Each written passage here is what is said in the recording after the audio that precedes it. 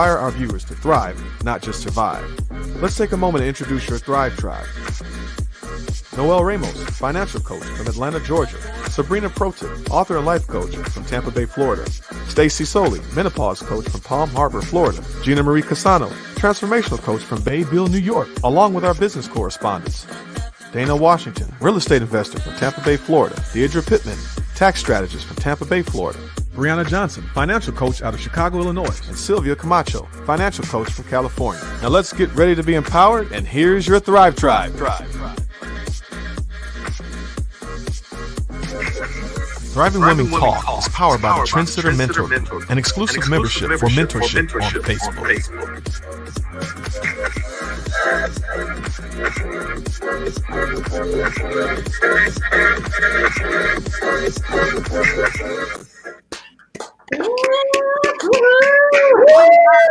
And welcome, everyone. Thank you for tuning into Thriving Women's Talk. My name is Stacy Peasall, and I am honored to be here with the Thrive Tribe, our guest, and we have a really special one for you here today, and all of you from across the globe. Our mission each week is to encourage, enlighten, and empower our viewers to thrive, to become their best versions. So the Thrive Tribe call to action last week was to enlighten our viewers to hashtag save a life by wearing their face mask. In fact, we opened the show where we were all wearing our face masks to create awareness of the seriousness of the spread of the coronavirus. Now, we realize that the FDA has approved the emergency use of the Pfizer and Moderna vaccines, but the facts show that there's 267,000 Americans who have already died this year, and the numbers just don't lie. So we have another public service announcement to share in honor of the late Sarah Montoya. Now, she actually put this video and put it live, and her daughter wasn't really thrilled about it, but then afterwards she was, because there has been so much awareness. So take a look at this video. It's been posted on YouTube, and this was actually done before she transitioned. So Alan, if you'll play that video for our viewers.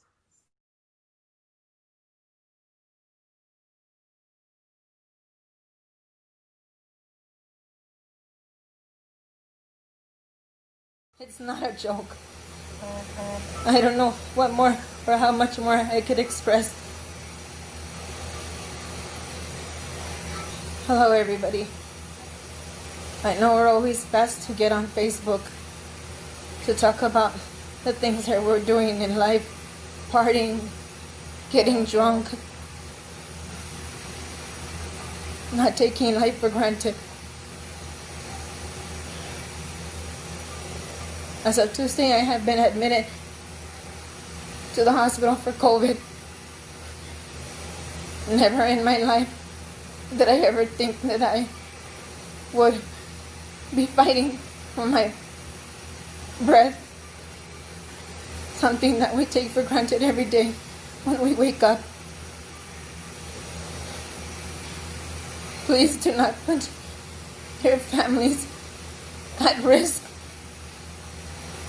I did the best that I thought I could.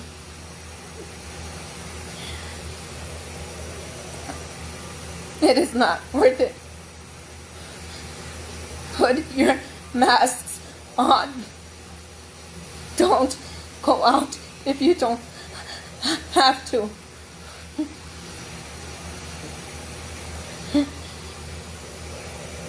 I have fought too hard to have the life that I have now, and I refuse to give up.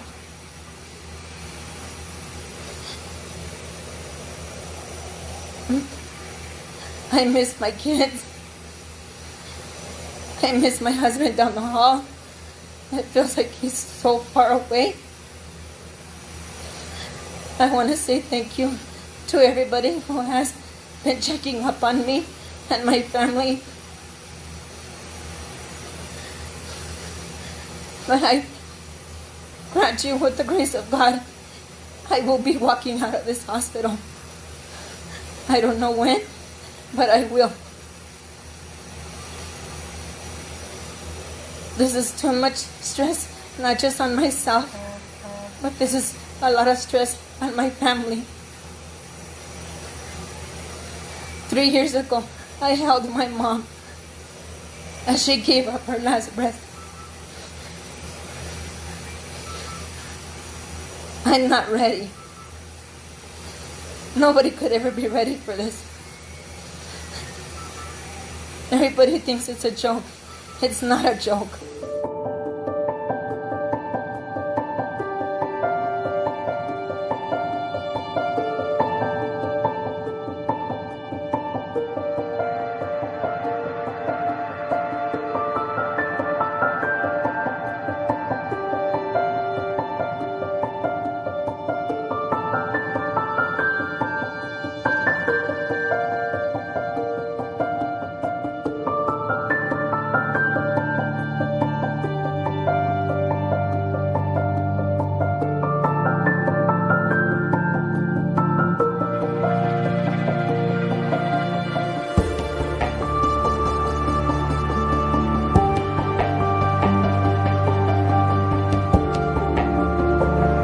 It's not a joke.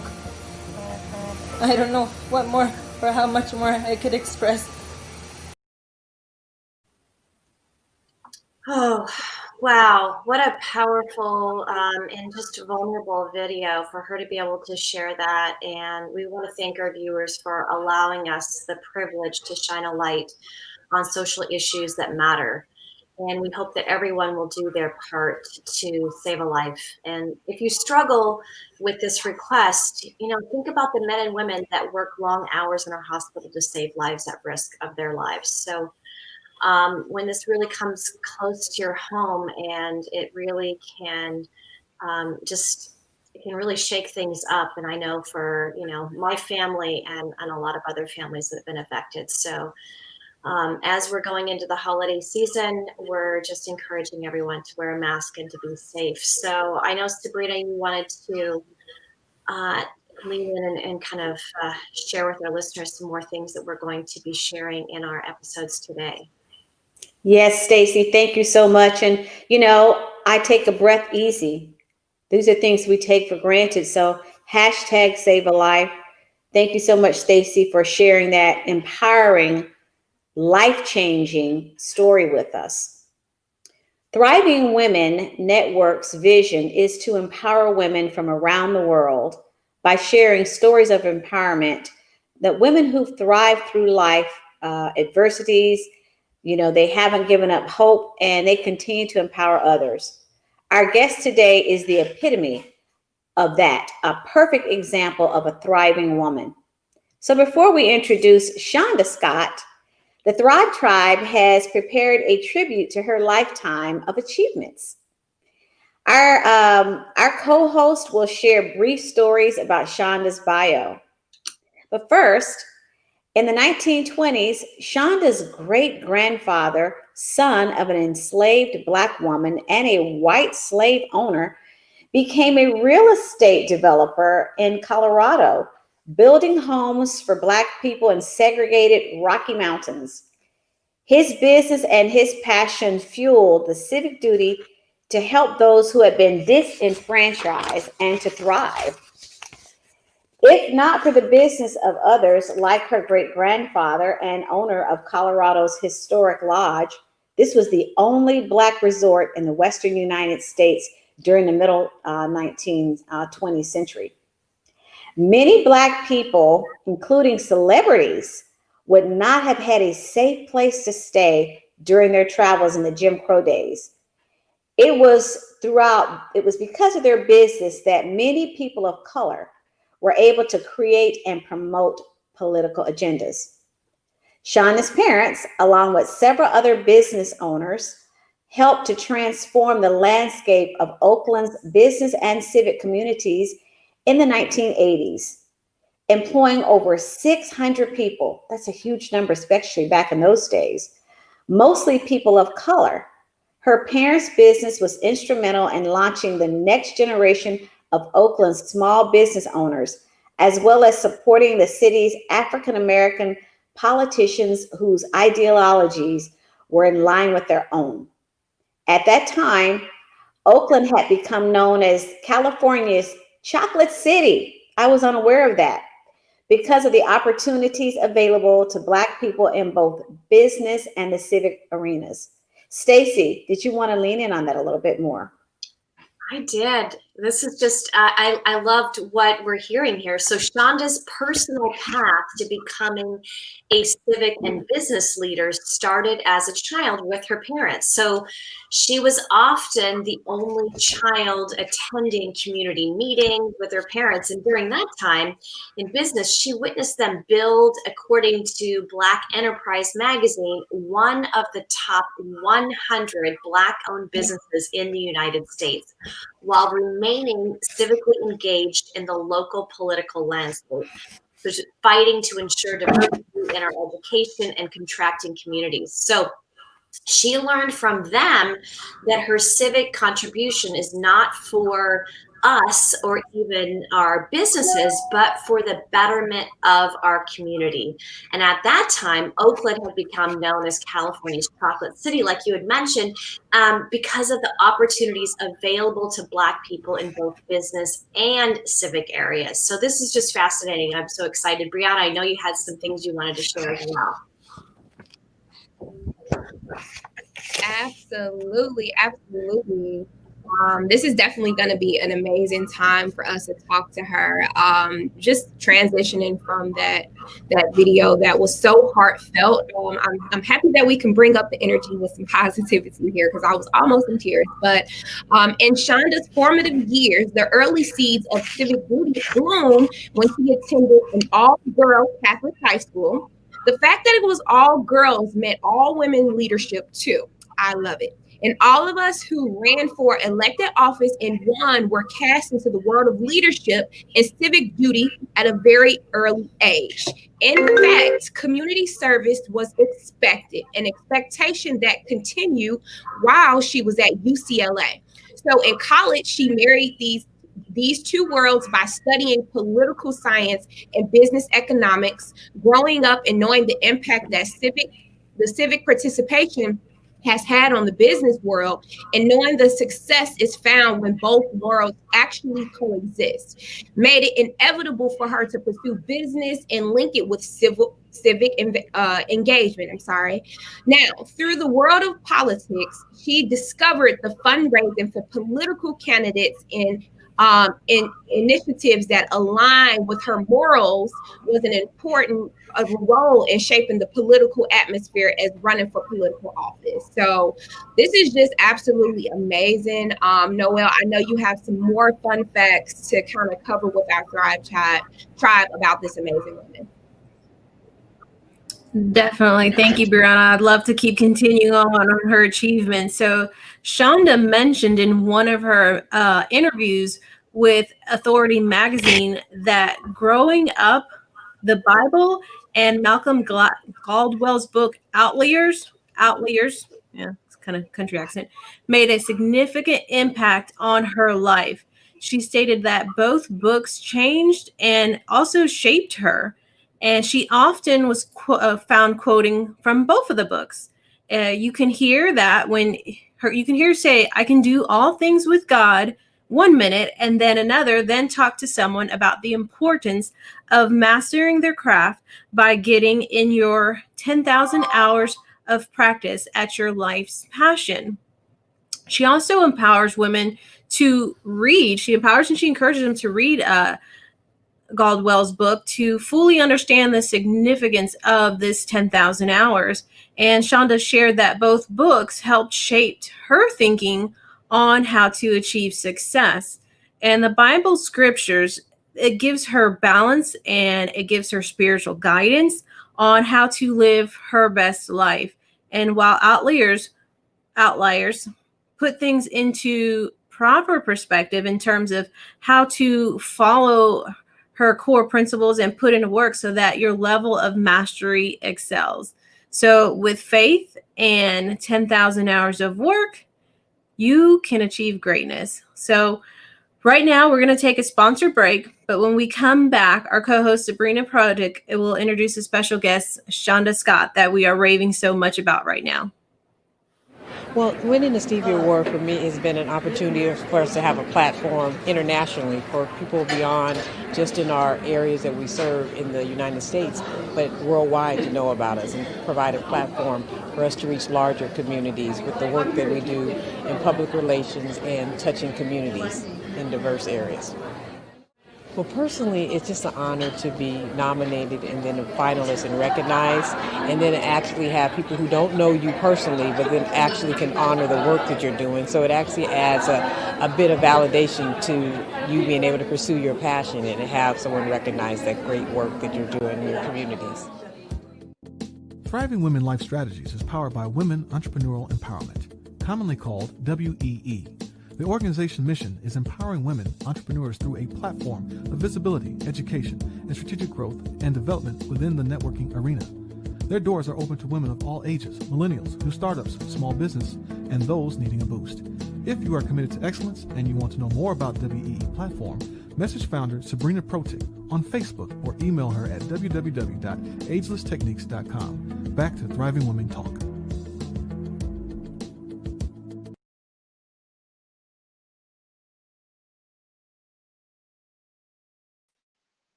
Shonda Scott. Welcome back to Thriving Women Talk. Our Thriving Women guest today, as we mentioned, is CEO of 360 Total Concept, Shonda Scott. This is a management consulting firm with a client list that includes television networks, federal agencies, school districts, and major corporations.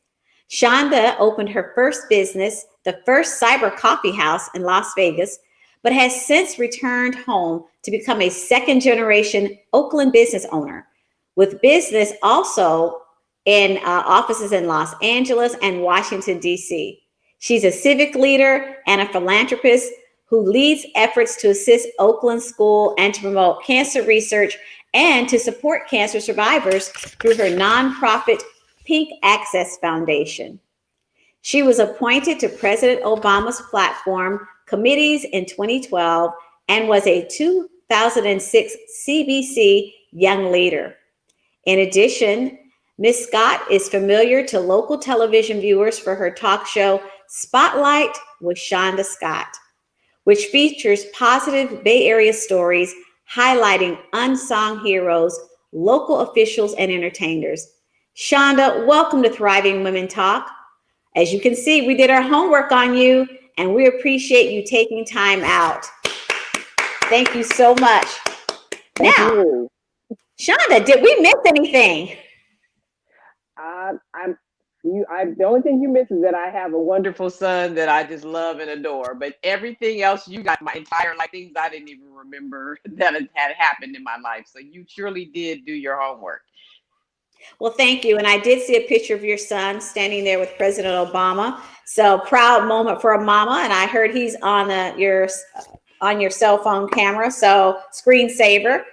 We did our homework, Shonda. So I'd like to go into a few things. Since you're a host on your own talk show, we wanted to start our conversation with a picture type interview. So our producer found some very empowering and inspiring photos of you on the internet, and we would love for you to share your thoughts on them. So now we have the one below, and this picture of your brother. Can you share what inspired you to create the show? What sibling rivalry, and what was the vision? Wow. So that is my brother. We weren't born twins, but we're twins now. So that you have to follow the podcast, What Sibling Rivalry, to find out the funny story behind how we're twins now. But this is our podcast, and it's our way to so many people in our lives have wanted to know more about how we were raised, our family, just all these stories. And our family, we always say we're a close family, but we're fun and we're funny and we're real. And growing up, people called my mom Claire, paying homage to her being like Claire Huxtable with the Huxtables. But I'm like, we're the real Huxtables. Like, we're real people, not the Huxtables. But we understood what they felt about our family. And so this was our way to kind of tell the importance of how we were brought up, and many people that we know and like us were brought up, and the importance of those values today and how they're still applicable as my brother and I raise our children to be adults now. But it's a fun way to tell our family stories. And my brother and I have a production company that have our original script. So it's a way to have a platform to kind of share and give a glimpse into some of those family stories that that many people love and wanted us to always share and had encouraged us to do something like this. And so the right moment came for us to do this podcast. It has been just so much fun and been well received, and it's in 20 different countries now. And we meet people all the time that follow our podcast that we had no idea were listening and tuning in. But it's What Sibling Rivalry, and it's our podcast. Well, I love it. I actually love the photo because he's looking like, yeah, that's her. That's my sister. And she's kind of saying something to us. I love that caption. That's beautiful. We're going to move on to another photo. And yeah, that's, yeah, we love it. So, wow. So this picture has power and energy. Where was Michelle when you took this picture, and what is the story behind this picture? So this picture was one of the times that President Obama had come to San Francisco, and we had hosted an event for him while he was president of the United States. Mrs. Obama, who I always ask about whenever he wasn't, when she wasn't with him, was at home, you know, with the family. I think on this picture, he had come in, and it was in the San Francisco Jazz Theater. I think this one was where the picture was taken. And it was, I wanted to wear blue because of the significance of blue to the Democratic Party. So I remember wearing that blue dress. That's the only time I think I wore that blue dress in a picture with President Obama.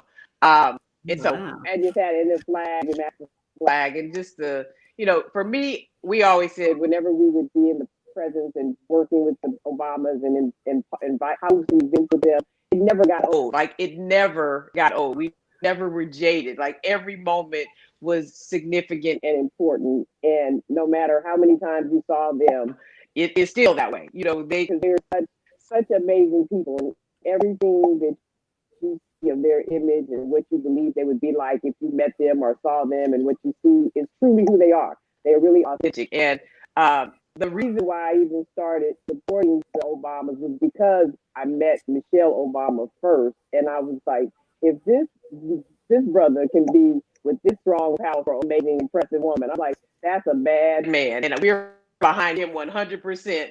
And so that was when he first went out and said he wanted to run for president, when at that time he was Senator Barack Obama. But she's amazing, he's amazing. I mean, they're amazing together. So what can you say? Every picture has a special moment in my heart.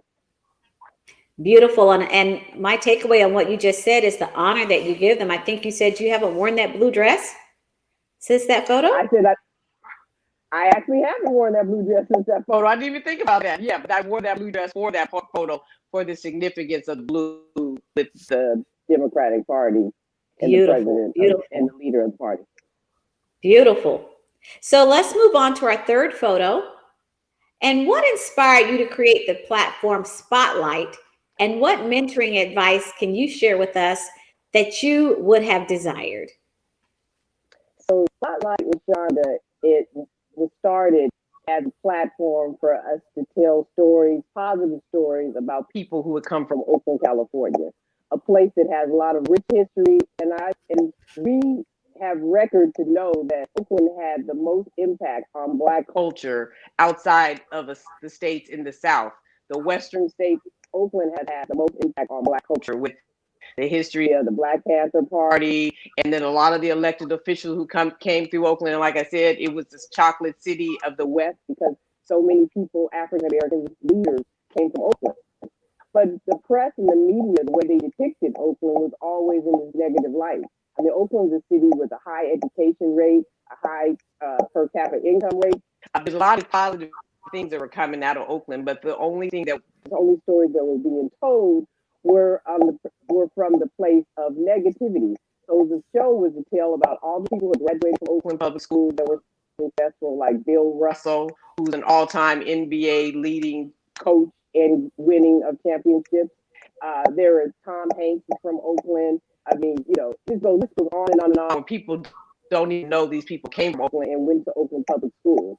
So the show was always highlight positive stories about people that had come from Oakland. It grew to be Northern California and the Bay Area. So we had other people that were just having positive impact on our local community. Interesting enough that you asked about the mentor. In this picture, the woman in her pink top is actually a producer. She's an award-winning Emmy producer on Phil, I forget the name of the show. It was before Oprah, but Phil Donahue. Phil Donahue talk show that he's like one of Oprah's mentors. He came for Oprah, and he was like to pave the way for all these great women in TV and production. She actually is my mentor in TV production, and she has this amazing nonprofit that gives people who don't have homes, who don't have access to furniture, don't have a lot of things, and they go in and find them a home and then furnish the entire place for free. And she had just done this to this woman who had been disenfranchised in West Oakland, a local advocate, and she had just remodeled their home, with all these donated gifts and beautiful furnishings. And we had followed her and told that story about this nonprofit that she had started. She's actually my TV production mentor. And so I reached out to her because she was a friend. And when I was doing the show, I told her I wanted to do more and have more coaching and get better. And she actually signed out to be my TV production coach. And then fast forward, I ended up having her on the show to tell her story. Wonderful. So she's your mentor and coach? In TV and production, she is. And TV and production. Mentor and coaching, but it's like for TV production, she's my mentor and coach. She's a great woman. Her name is Donna Somerville, and her husband is the big TV anchor in this area in Oakland, Frank Somerville. Beautiful. I'm going to put a plug in for Oakland also, because that's where my brother lives. He's retired Navy. Wow, so, congratulations. Yes, I'm all about Oakland. So, yep, I'm with you on that. Great people are in Oakland.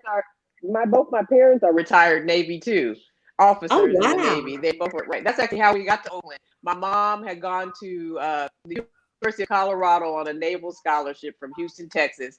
Met my dad. They got married while she was in college, and then she had to go serve her duty. And my dad is the youngest sibling and the only one that's left Denver, Colorado, because my mom did her service at Oklo Naval Base, where years later I was born. But she was a Navy nurse, so she was a lieutenant in the Navy. And then years later, my dad went on to become a lieutenant in the Navy too. And so they both retired as lieutenants in the Navy. So interesting. Wow, look at that. Look at that. I wonder if that's where they retire. I remember my brother sending me, because he traveled overseas and he was in Japan. And I might have been about 15, and he would send me things. And I carried this with me for years. But he sent me an original China doll. And I carried a beautiful, beautiful, beautiful, handmade. And it was at least, it was big, it was big. And I carried that. That was great memorabilia. I don't know what happened. Once I had kids, who knows what happened to it, but I carried that for years. So yeah, great things. We'll have to talk about that. But let's get back to your photos here. Let's go to the fourth. This is what we call, we knew this would touch your heart. This is a masterpiece. So we'd like for you to share with us what your son's name is and exactly what was going through your mind at that moment, and how did this moment empower your son? So my son's name is Austin Carrington Scott. And this was the third time Austin had been with the president, but the first time in the White House. So Austin he was running track he was on a track scholarship in college. This was his freshman year. The first time he met President Obama, he was in high school. He had broken his arm, and he had a cast from his shoulder to his fingers on his right hand. So when he shook the president's hand, he had this big cast on, and the president was teasing him and asking him, wait, what happened? Football injury? And he's like, yeah, long story. So they talked about that. But fast forward to this moment. It was a Christmas event, a holiday event. I had previously gone to one. I had invited my son. He didn't want to go because he didn't believe that President Obama and Ms. Obama would be there. They both were there. We took an amazing picture in the room where they had host all the diplomats. And I was like, look at here, you missed this moment, right? So then a few years later, this happened, this moment happened, and we were invited to the White House, and I said, do you want to go? Now he's in college, running track. He has to give a note to his track coach to get out of track practice. He has to fly for only, for like an event for overnight, like a 24-hour overnight trip to DC. And then he has to bring a picture back to his professor who didn't believe that he was really going to see the president. And that's why he had to miss class, because I guess he thought that would be the best lie to tell somebody, right? I'm going to meet the president, so I'm going to miss class. So anyway, the teacher didn't believe him, so he had to bring this picture back to show him, and then left the teacher, of course, speechless. So this moment for me, though, was amazing, because it's like I'm photobombing their picture. And God just had it work out so perfectly that I'm looking at them talking to each other, and I got trapped. I got into the picture because I was saying something back, and then in this moment they're talking, and I love the way President Obama looking him right in the face, and also looking at President Obama, and they both just have this moment where they're, I don't even know what he was saying. I forgot what Austin told me the president was saying to him, but some encouraging words, something uplifting and powerful, and how it was good to see him now, that he's in college and didn't have a cast on his arm anymore. So, and it was a great moment for Austin, because he was in the White House, and inside the White House in this moment celebrating the holiday with the first Black president of the United States. And Austin's been inspired. All these years, I've always taken him to political events, and he's been involved with fundraising and calling and being engaged. He's actually inspired in his life now to be a politician, or to get involved in public service, not be a politician, to be a public servant. And that's the kind of politicians that our family supports and respects and encourage to have for our communities, those that are true public servants like President Obama. That's really beautiful. And so may I ask, how old is he today? So Austin will be 24 in 9 days. His birthday is December 10th. Look at the road he's traveled at 24. So my son's name is Austin. And he's 20. I'm telling you, he's 29, and he would have loved that opportunity. Yeah, I can't believe this. Oakland and Austin, come on. I love it. And but how powerful, and you're helping us to see the value and the importance, the role we play as parents to shape the lives of our children. As you said, this has had a great impact on him. At first, he's like, but then he really realized it. So great move, Mom. Great move. Let's move on to our fifth. Yes. Yeah, I know. You're still proud. Look at you. You're smiling still. Yeah, those moments you can't ever forget. You're living in these moments. No, I love it. And I love the photo bombing. Let's go to the fifth photo. And this picture is empowering and historic. Who are the people, and what is the story behind it? And what is your current relationship with Kamala Harris? Interesting enough, this picture is election night 2012 in Chicago, when President Obama won the second term. And it was such an amazing night, because, and that's what I always loved and respected about their campaigns, is that they always ran to the end. Like, we did nothing for granted. So we did not celebrate until the polls closed in California and they said President Obama won. And this is the second term. But it's the most amazing election night. Like, it will top all election nights, because it was incredible to be in Chicago when President Obama won the second term, and everybody's there. And, then Kamala was not even considered. Then she was like Attorney General of California at that time. She's there. I mean, everybody's there. That's part of this, amazing elected President Obama. I helped him get elected. And these two ladies on the end are good friends of mine. Jolie is on the left of me. I think if I'm facing me, it's on the left. And then Shefali is the one on the side of now Vice President-elect Harris. And it's amazing how much has happened in 8 years. Senator Harris, she was Senator Harris, that's the Vice President-elect. In like 50 days, she'll be the Vice President of the United States, the first Black woman, the first Black person, the first South Asian, East Asian, the first. We go on and on how amazing this journey has been for her. And it's been incredible to see it all the way from her first election as a DA in San Francisco. And Shefali is a good friend of mine. we were co-chairs on Vice President Obama's victory fund, and so we became good friends in the whole fight to get great talented people into the White House, into the State House, into local government, and just whatever we can do to support good people doing good things for our country and our world. So that's the whole story of that picture. Interesting that you have that picture too. I hadn't seen that picture like outside of my little collective pictures. So yeah, that was election night in Chicago, 2012. It's always beautiful to look back, isn't it? And brings memories. And we appreciate you sharing those stories. But Shonda, there's one picture of you that we didn't show. And we want, don't get worried here. We want to know about the wind beneath your wings and what picks you up. Can you share that part of your journey of love? What picks me up? Oh, well, interesting that you said that, because as a woman in business, especially a Black woman in business, you always have to be picked up. I said, if you want to increase your faith, start a business, because I stay prayerful. I mean, I wake up at 5 in the morning with my own personal prayer. Then I get on a prayer line with a group of people from across the country for another 30 minutes. And then my prayer go-to partner, my prayer warrior is my mom. I mean, she is like my total rock and she's inspired me. I mean, she had a business. She had a business, a husband, a family. She did all these great things, with such humility, and such grace, and she's still inspiring people now, and people can't even believe her age and how she is, and we don't tell her age. That's like taboo in our family. That's how my brother and I became twins, because we all have ageless birthdays now.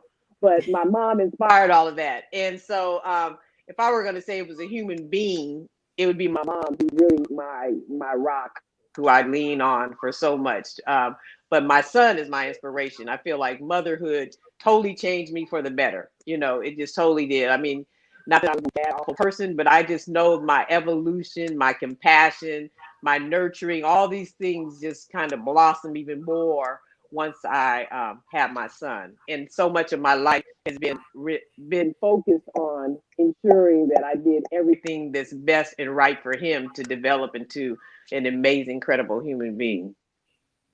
Beautiful. Shonda, thank you so much for sharing your defining moments with us in those photos and taking us back and explaining the vibe and the feelings and the things that were going on in your life.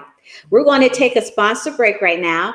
And when we come back, we're going to have our co-hosts. They want to ask you just a few questions on entrepreneurship and empowerment. We'll be back.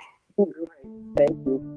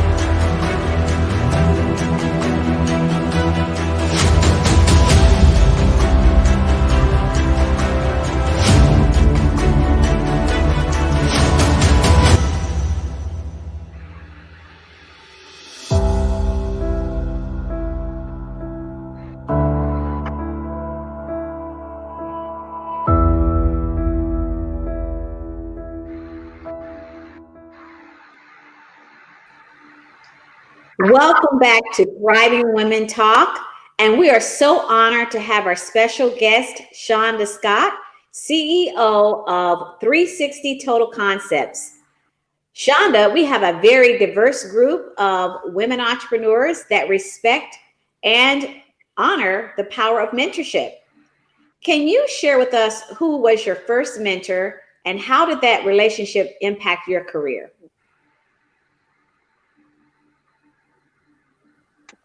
Wow. So if I were to, so I first mentor, it was my mom. My mom was my inspiration in that regard. Like if I was going to say my first, but outside of my mom, Carol H. Williams of Carol H. Williams Advertising Agency has been my mentor as well. And she has inspired me for what she did in business, just her amazing grace, her poise. She's the largest African American owned advertising agency in the Black owned woman in the world. And she's based in Oakland, from Chicago. She has offices across the country. And just what she was able to do in her business inspired me. Like she grew it from like leaving her ad company that she worked for. She's done ads like Pillsbury Doughboy. She created him, Things Looking Good. You know, things like that she did. And she started in her home, you know, with her friends, and then it grew to like this multi-million-dollar business. Like I think it was $85 million. She's in a Hall of Fame for advertising. So with her and my mom's success, and just how they were in the community and their grace and poise, and just how loving and caring they were, and all that they did, I always had my eyes open and inspiration for who they were and what they meant to me. I also had the opportunity to work for one of my mentors before I started this business, 360 Total Concept. And last year, before the pandemic, I was able to honor her and give her an award and tell publicly the story about how she inspired me as a single mom and what she was able to provide to me as a businesswoman and a single mother, something that my mom didn't understand or Carol didn't understand because they both were married women in business. But this woman was a single mom when first started out, and she became married later. She said that's why she was able to encourage and pour into me, because she could tell me the importance of having your vision, having passion to create and do your career, but always putting your child first. One time we had a holiday party, and my son had for work, and my son had a Christmas event at school. And I was trying to figure out, because I was always able to figure out how to do everything, both things. And this one I just couldn't figure out. And she sat me down and she said, her name is Mrs. Laverta Allen. She said, "Baby, don't you ever compromise your child. Now I don't care for whose party it is. This is her party." She's like, "You better go to that holiday event and not worry about this." So anyway, I went to the holiday event, and I always led with that. Like, it always stuck in my mind how important that this one who was my boss was telling me that my son and his life always came first, no matter what. So those are a few of my mentors. I don't have just one. I have, like I said, I have different reasons, but this is some of my stories and how they impact my life. And I try to be that kind of mentor with people that work for me, and then young people that I meet along the way. I'm just always trying to plant seeds for people. I feel like and now our trees that are for them that will grow later. So everything we're doing today is for the next generation, for the future. So that's what my commitment is. And that's what I'm always on the platform telling people, that, you know, if the young generations don't succeed, that's our fault, because we are the reason they're successful or not successful. So all we do for them is for their success, not ours. We have had the benefit of those who came before us to pour into us. Shonda, you know, thank you so much for going in depth on that, because, you know, sometimes people throw one name out there and say, well, he's the greatest basketball player ever played, and he'll tell you a few things. But you really showed how these people shaped you. You even worked for a mentor and what you got out of it, the value. And I want our listeners to hear this, that you can't be the greatest thing ever in your own head. Mentorship is really important if you're going to grow. And as you mentioned, Shonda, now we're in a position to shape the mind of others. Now we're actually becoming the voice of mentorship as people watch us. So thank you so much for sharing that with us. And when Shonda comes back to the screen, we're going to have Whitney. She's going to join us with a question about some accomplishments that Shonda has done. So Whitney, Shonda's not there, but I think you're going to speak on her accomplishments. Yes, well, actually, what she spoke about in terms of her mentorship and mentors was really, really inspirational. And that, also has driven me. But some of her accomplishments, she's had numerous, but a couple of them was she was inducted into the Alameda County Hall of Fame in 2018 for business acumen, which is a huge, huge, huge accomplishment. So when she returns, I would like to know which accomplishment cherished the most. And I think she's coming in now, so I'll wait for her. Hey, it's nice to have you back. Hi. So I think you can go ahead and ask your question now, Whitney. Yeah, Shonda, I wanted to know, what accomplishment do you cherish and honor the most, and what is your definition of business success? We were just talking about your accomplishments in your career, including being inducted into the Alameda County's Women's Hall of Fame in 2018 for business acumen. Wow, interesting enough. So that was an amazing accomplishment. That's been honored by the county and the region where I was raised. But can I tell you what's been more of an accomplishment? The fact that we've been able to pivot during this pandemic. Yeah. I mean, just classic me having to fall off this call. Fall off the screen and come back. It's like, that's really what business is in real life. Like, you are pivoting in any moment, and you have to stay calm and cool, and you got to pull it together, and you got to keep the show moving, even when your guests get blacked out. So, and I say that to say it is true, because last year I started a pilot with my team. We were like going back and forth about it, and we said, let's do a work remote, because we were going to get office space in, and I was like, well, I don't want to do, like, in this gap time, let's just do a remote and see how that goes. So it went very well, to the point when the pandemic started looking like it was growing. I said, let's go back to our work remote. We have a model. We know it works. We're still productive, and we were able to do it without it being a crisis. So we did it in the time that was around this time last year. So we did it 6 months before, not knowing that 6 months later, literally, we would be working like that for, probably for the rest of our lives now, because I don't think we're going to go back from the work remote and in a whole virtual world, because so many of us, it's become our life, and it's like we're going on a year later. And so for me, that's like saved our company and saved our business. We were able to be a value add to even our clients because of the way we had pivoted in such a way, because we had planned before and we had set something in place that we had no idea. It was divine intervention that would be becoming our life. So all these awards are great, and I appreciate them. But the real part that feels like me every day, and what I think about, is what I do on a daily basis with our team, and how our team comes together, and how we, in the midst of a pandemic, we can still keep being productive and things keep moving, and that also keep things in perspective, like Shonda. The world won't end if this doesn't happen. Just keep moving, keep giving your best, and keep showing up, and that is what really is my inspiration, honestly. I mean, it was an honor to be honored by the region that raised me and for my work in business, and I appreciate that, and I also appreciate all of my mentors and family that came and supported me and the community that wrapped their arms around me and continue to do that, and to realize that people are watching and they're cheering. Yeah. You don't feel like nobody's watching. Nobody's cheering. They really are. So that moment meant that for me. Well, that's amazing. That's amazing. I also think Cynthia has a couple questions for you as well. Yes, hi. Thank you, Whitney. Shonda, thank you for being with us this morning. It's really empowering to me to have you on our show. You're also a lifetime member of the UCLA CLA Alumni Association, achievement member of the UCLA Bay Area Bruins and Arthur Ashe Foundation. For individuals that are not familiar, can you share some of the duties that come with your membership in both organizations?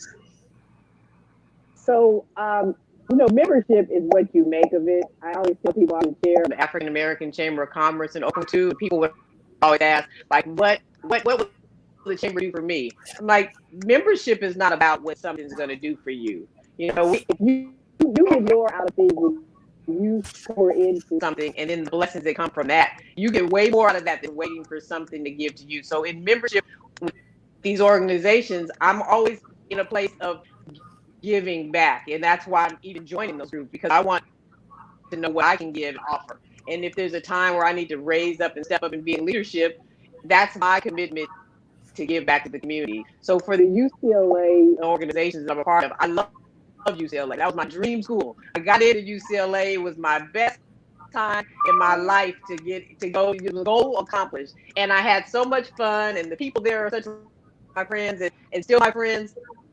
And every time a young person gets into UCLA, I act like it's me getting into UCLA all over again. I'm just happy and excited and thrilled. So these are my ways of giving back to encourage people that are interested or not even interested. I've even swayed some people who hadn't been thinking about UCLA to go to UCLA and have loved it. So that's my contribution as an alumni, to continue to see that people that look like me and that are diverse are in these universities that can have amazing experiences and lifetime experiences like I had. And so it's every organization that I'm a member of. I'm a member mainly because I want to give back and see what I can put into the organization and add to the organization. And every time I do that, I get more back in the way I would have never imagined.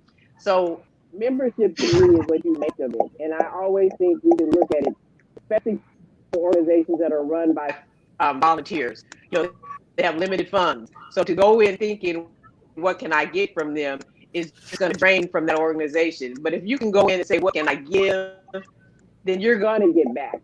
That's just how it works. So those organizations I give because I want to see a legacy of people who look like me, who come from my region at the university that gave me so much and that I loved and had challenges staying in there and got out of there and was excited and learned so many lessons along the way in my time at UCLA.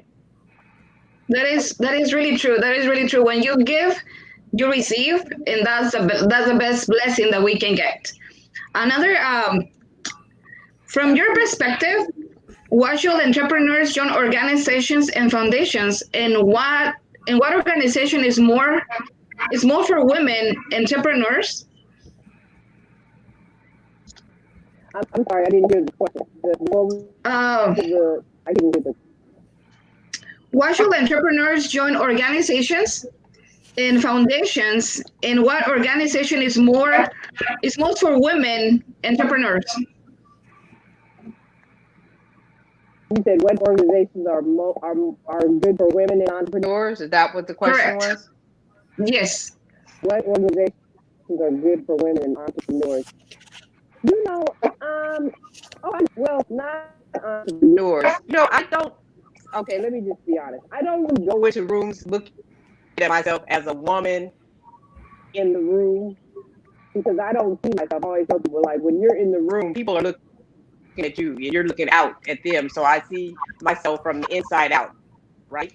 So I think I don't all girl high school, and I love that experience. I don't limit it to us being just in rooms with women. I think women need to be in rooms with men, and men need to be in rooms with women, and women of diverse colors need to be in rooms with people, all different people and colors. And so I see things more like we all need to be there together. It needs to be more of us in different places.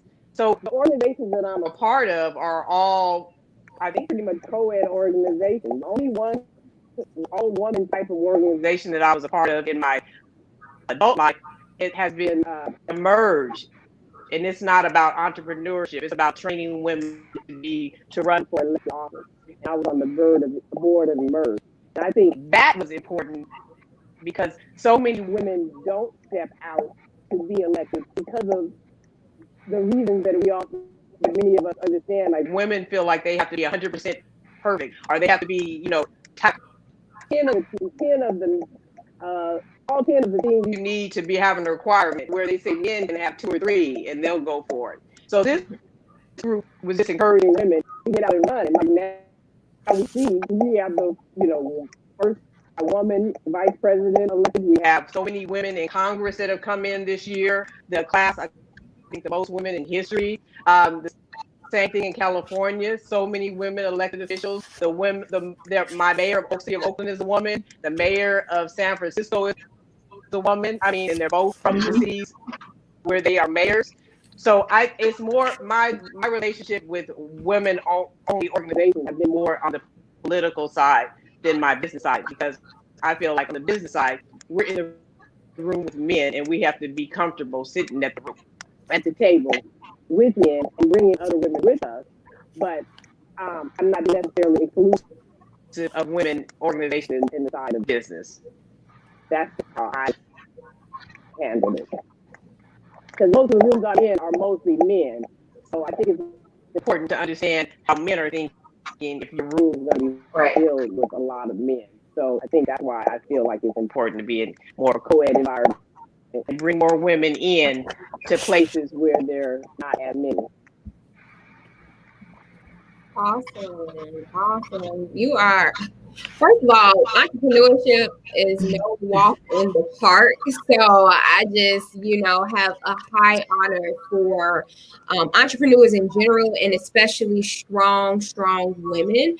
So I'm just honored to even be here on the show with you and to have your presence and to feel your energy, because you're super inspiring. So my question for you, Shonda, is, in 2006, you created your company 360 Total Concept, and you were briefly talking about trials and tribulations. So can you share with us some of the trials and tribulations that you went through as a minority business owner, building your company's project portfolio? And if you could start a business today, what industry would you actually pursue?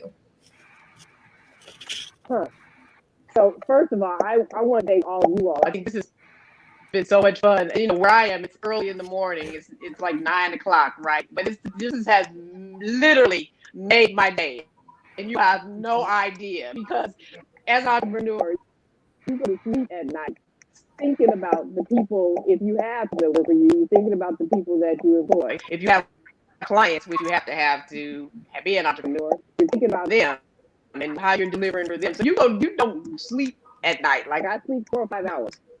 After the holidays and then, you have payroll to make, and you have all these things that you are always, and then you're in the midst of a pandemic and still trying to be productive. It's a lot that you go to sleep with. So to wake up in the morning with all you wonderful women just pouring into me and telling me all these things and how I am with people, it's like literally has uplifted me today. So I'm back. I'm like, okay, this week, and that's how I have to wake up every day. Okay, what are we gonna do this week? We're gonna be great this week. Even if we went to bed not feeling great, that was yesterday. Today, we're gonna be great this week. We're gonna write down. I journal a lot. I write a lot. I mean, I study and do a lot of internal work, because I wrote an article, and that's why I started this 12 New Things campaign on my show Spotlight with Shonda. And the whole article was about, if you're an entrepreneur, you're self-employed. It's about self. Changing self is the last thing anybody usually wants to do, but it's what's inevitable. Like, change is inevitable. So this pandemic has helped people realize how inevitable it is. So 12 New Things was a way to embrace change, do something different, but also open that way that you can be inspired and you can be and you can learn from. So one thing is, like, if you go to work the same way every day, go a different route and listen to see how your mind is open up and the creativity that comes from that. If you haven't been on a fun adventure, 1 month plan a fun adventure, like, do something different, something new and different. So it reinvents you and it encourages you. And as an entrepreneur, you always have to reinvent yourself. You have a big client today, but you need to know that you have a big client next year, the year after the year after, and innovate it. So that was the whole campaign was about.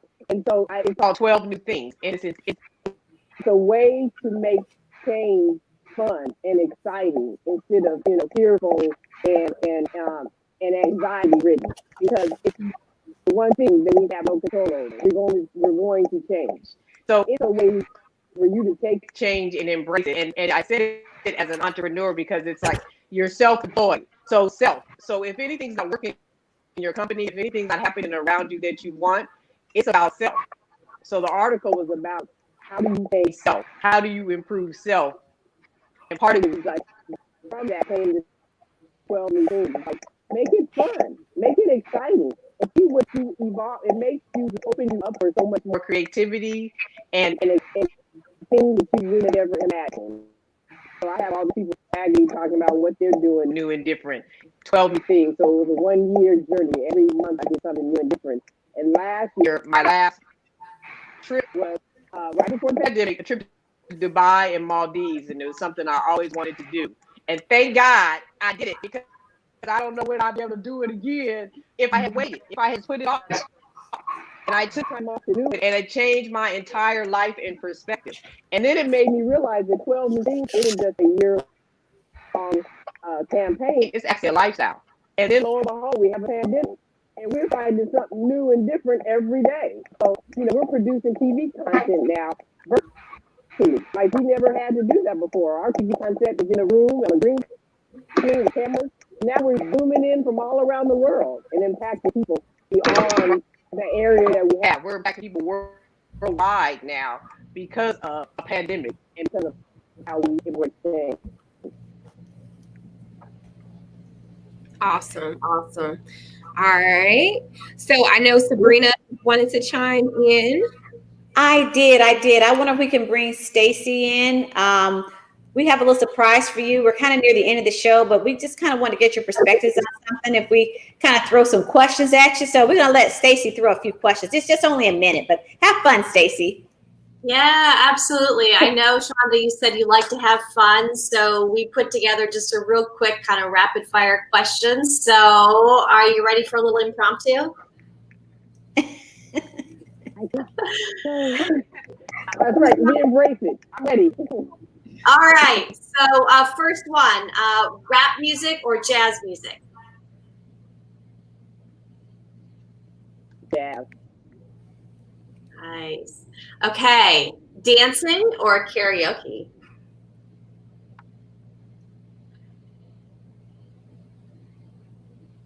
Funny, dancing. But one of my first 12 new things last year ago was a karaoke. I had never done it before. It was so much fun, but I'd rather dance than do karaoke. It was fun, but I don't know if I do that as often as I dance. I'll dance anytime. I'm totally with you. Nobody wants to hear karaoke coming from me.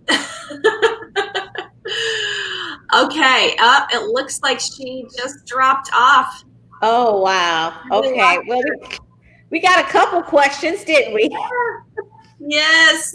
Fun. So, Stacy, why don't we go to Sylvia so she can give us a Spanish wrap up of what we did briefly, and then we'll thank all of our guests. We'll thank our guests. Sylvia. Gracias, Sabrina. El día de hoy, gracias por sintonizar el show de Mujeres Prósperas. Como vieron, tuvimos una invitada muy especial el día de hoy. Cada semana empoderamos e iluminamos a nuestros espectadores a ser una mejor versión de nosotros mismos. La semana pasada hablamos de la importancia de usar nuestro tapabocas. ¿Y por qué es importante? Porque salvamos una vida y hacemos un respeto a la persona que está al lado, o cuando andamos de compras en esos tiempos que ya viene la Navidad. Es muy importante usar su tapabocas. También tuvimos una invitada especial con nombre Shonda Scott, CEO y fundadora de 360 Concepto Total. Es una mujer inspiradora, una mujer próspera que tiene dueña de su propio negocio, fue reconocida nacionalmente, globalmente en el 2018. So, imagínense, si ella puede hacer esto, nosotros también como mujeres podemos ser un ejemplo a seguir para seguir empoderando a otras mujeres. Eso se llama Woman Power y poder de mujeres. Ahora, Sabrina, regresamos contigo. Thank you so much. We really appreciate you, Sylvia, for bringing us back. We want to thank our special guest again, Shonda Scott, for sharing her life's journey. I think there she is. Shonda, we want to give you a special shout out and a special thank you. How can people find you? Do you have a link, a website, or they can see your great works? So I'm at Shonda Scott 360 on IG and Twitter. And What Sibling Rivalry podcast. We're on Apple Podcasts. We're on IG, Facebook under What Sibling Rivalry podcast. And I have a website, spotlightwithshonda.com. And every platform that I'm on is on the website. It's spotlightwithshonda.com. Thank you so much. We'll be checking you out. Thank you so much. The Thrive Tribe. Let's give her a hand, everybody. Thanks, Shonda. You made it our day. Thank you so much. So many good nuggets for us to take home. And Shonda, we also want to thank our guests and our listeners for tuning in to us on our show today. Special thank you to our Thrive Tribe here. We got Stacy Pisal, Noel Ramos, Gina Marisa Casano, who couldn't be here. Deirdre Pittman couldn't be here. Sylvia Camacho. Dana Washington wasn't with us, Brianna Johnson, and Whitney Harford. Special thank you to our Thriving Women Network, Daryl A. Johnson, who makes all this possible every week, and SIBN CEO, Alan Chafin, who is the guy behind all the big stuff that happens. So tune in again to Thriving Women next week. But before you do, we want to let you know that we have our sister show called Uncomfortable Conversations. It's every Wednesday morning, 8 a.m. with Ricky Burney and Walter Parker. So we look forward to seeing you every week here on Thriving Women. Thank you for joining us. We'll see you again.